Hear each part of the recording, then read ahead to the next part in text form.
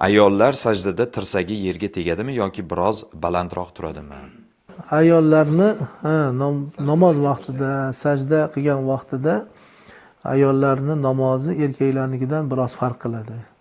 Ayollar o'sha namozda xoh rukuda bo'lsin, xoh sajdada bo'lsin, xoh qa'dada o'tirganda bo'lsin, qimtinib o'tirishlikka buyurilganlar.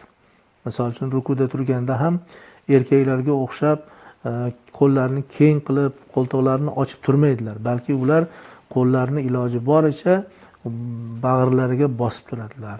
Sajdada turgan vaqtlarida ham demak qo'llarini sonlariga tekizib, iloji boricha pastroq egilgan holatda turadilar.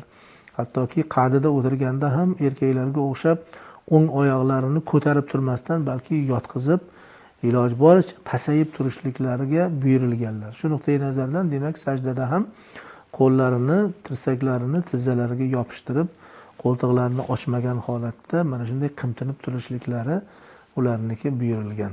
Allohu a'lam bis-savob.